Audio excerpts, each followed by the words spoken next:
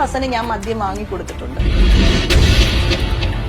കേട്ടല്ലോ, മദ്യം വാങ്ങി കൊടുക്കാനാണ് കൊണ്ടുപോയത്.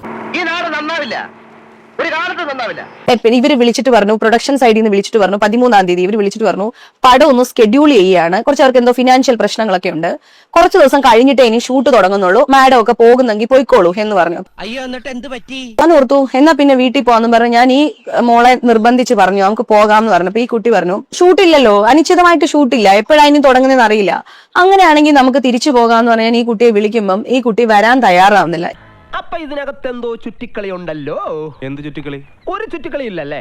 അല്ല, ഈ കുട്ടി പറഞ്ഞു 3 ദിവസം കൂടി ഈ കുട്ടിക്ക് അവിടെ നിന്നേ പറ്റുള്ളൂ, നിന്ന് എങ്ങനെയെങ്കിലും പേയ്മെന്റ് വാങ്ങിച്ചിട്ട് പോകണമെന്ന് പറഞ്ഞു. ഇത് മറ്റേതാ. ഞാൻ പറഞ്ഞു മോളെ കാശിന് അത്യാവശ്യത്തിന് വല്ലതും ആണെങ്കിൽ വീട്ടിൽ നിന്ന് ഞാൻ കാശ് തരാം, വീട്ടിൽ വരൂ, നിങ്ങൾക്ക് ഇവിടെ നിന്ന് കാശ് തരാം, അപ്പം മോള് ഒറ്റയ്ക്ക് ഇവിടെ അങ്ങനെ നിക്കണ്ട, നമുക്ക് ഒരുമിച്ച് പോകാമെന്ന് പറഞ്ഞു. വെട്ടിമരുന്ന് പോലത്തെ പ്രായ അറിഞ്ഞോണ്ട് തീ കൊളത്തില്ല എന്റെ പൊന്നു തമ്പുരാട്ടിക്കുട്ടി. നല്ല തറവാട്ടി പറഞ്ഞ കുട്ടിയാ, സാഹചര്യങ്ങളുടെ സമ്മർദ്ദം കൊണ്ട്. ഇല്ല ചേച്ചി, എനിക്ക് 3 ദിവസം നിന്നേ പറ്റുള്ളൂ എന്ന് പറഞ്ഞു. അപ്പോഴത്തേക്ക് ശരി, അങ്ങനെ അവൾക്ക് അങ്ങനെ ഉണ്ടെങ്കിൽ നിക്കട്ടെ, നമുക്ക് നിർബന്ധിച്ച് കൊണ്ടുവരാൻ പറ്റില്ലല്ലോ. അങ്ങനെ പിറ്റേ ദിവസം വെളുപ്പിനത്തെ വന്ദേ ഭാരതിന്റെ ടിക്കറ്റ് ബുക്ക് ചെയ്യും. രാത്രി 2 മണി വരെ ഞങ്ങൾ വർത്താനം പറഞ്ഞ് അവിടെ ഇരിക്കുകയും ചെയ്തു. ഞാനും അൻസിബയും കൂടെ വർത്താനം പറഞ്ഞിരുന്നു. അത് കഴിഞ്ഞ് 3 മണിയായപ്പോ ഞാൻ എന്റെ റൂമിൽ പോയി കുളിച്ച് ഫ്രഷായി എന്റെ പെട്ടിയൊക്കെ എടുത്ത് പോകുമ്പോ താഴെ ഞാൻ വണ്ടി കയറാൻ നേരത്ത് സിനിമയിൽ സൽഗുണ സമ്പന്നൻ, ജീവിതത്തിൽ മഹാപോക്രികളും ഒരാളിനെ ഞാൻ കണ്ടു. ആള് മാസ്ക് ഇട്ടിട്ടുണ്ടായിരുന്നു, ആളുടെ കണ്ണിന്റെ ഒക്കെ ഭാഗങ്ങൾ. അപ്പൊ നമുക്കൊരു പരിചയമുള്ള ഒരാളായിട്ട് നമുക്ക് തോന്നി. പക്ഷെ ആളെ ഞാൻ ഐഡന്റിഫൈ ചെയ്തൊന്നുമില്ല. പിന്നെ എനിക്ക് പറഞ്ഞപ്പോഴാണ് ഓ ഈ ആളാണല്ലോ ആളെന്ന് മനസ്സിലായത്. ഞാൻ ആ ടൈപ്പൊന്നും അല്ല. ഇയാളെ ഞാൻ ജസ്റ്റ് കണ്ടതേ ഉള്ളൂ, കാരണം രാത്രിയല്ലേ, ആ സമയമല്ലേ, ജസ്റ്റ് ഈ നമ്മുടെ വണ്ടി ഓണായ ഇതിലാണ് കാണുന്നത്. എന്തായാലേ ആ ആള് വന്ന ഒരു കറക്റ്റ് ടൈമിംഗ് നോക്കണേ നിങ്ങൾ. രക്തിബിലെ റൂമിൽ നിന്ന് വെക്കേറ്റ് ഇറങ്ങുന്ന അതേ സമയത്ത് തന്നെ ആ വ്യക്തി അൻസിബിന്റെ റൂമിലേക്ക് കയറി ചെന്നു എന്നുള്ളതാണ്. എന്താണ് ആ ടൈമിംഗ് നോക്കണേ? ഇതാണ് ഇവിടുത്തെ വ്യവസ്ഥ. We are living in a very cruel society. ഇവിടുത്തെ ക്രമസമാധാന നില ആകെ തകരാറിലായിരിക്കുന്നു. നീപ്പച്ചന് മനസ്സിലായില്ലേ? എന്നെ ബാക്കി പറഞ്ഞ കേട്ടോ. അങ്ങനെ തിരുവനന്തപുരത്ത് റെയിൽവേ സ്റ്റേഷനിൽ പോന്നു, വന്ദേ ഭാരത് ട്രെയിനിൽ കയറി ഞാൻ ഇവിടെ എത്തുന്നു.